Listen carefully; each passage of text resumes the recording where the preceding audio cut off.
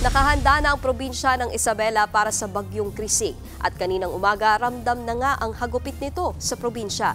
At para sa update, live mula sa Cabagan, Isabela, si Mon Gualvez. Mon, kamusta na ba ang sitwasyon dyan? Nikki, walang tigil na ulan na ang nararanasan dito sa malaking bahagi ng Isabela ngayong umaga. Paunang epekto na ro ito ng hagupit ng bagyong Krising sa rehiyon. Bandang alas 5 ng umaga, nagsimulang bumuhos ang ulan sa bahagi ng Ilagan City sa Isabela. Kaya mapapansin kakaunti sasakyan lang din ang bumabiyahe sa lugar ng mga oras na iyon.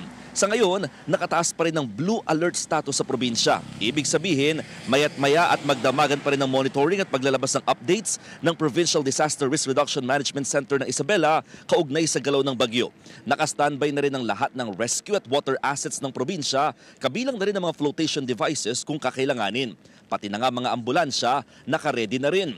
Pinakabinabantayan ng probinsya yung mga coastal towns kabilang ang Divilacan, Palanan, Makunakon at Dinapigi kung saan nakataas na ang wind signal number 2. Pati na rin sa mga bayang unang binabaha oras sa umapo ang Cagayan River, kasama rin ang San Pablo, Santo Tomas, Tumawini, Cabagan at Santa Maria. Nikki, dahil may mga nakataas na ng wind signal dito sa probinsya ng Isabela, pinatutupad na rin dito yung liquor ban, pati na rin yung no swimming, no fishing at no sailing rule sa buong probinsya habang may bagyo. Nikki. Mon, may mga lumikas na ba na residente at anong mga kinakailangan nila dyan ngayon?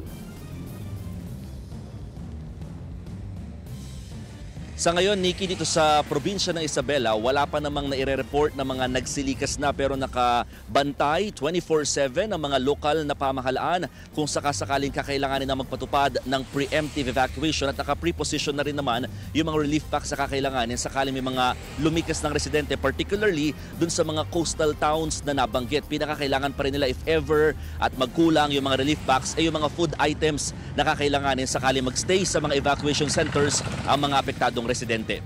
Nikki. Yan ang Express Report ni Mon Gualvez. Mga kapatid, Nikki de Guzman po. Para sa pasada ng mga rumaratsyadang balita, mag-follow at mag-subscribe na sa social media pages ng News 5.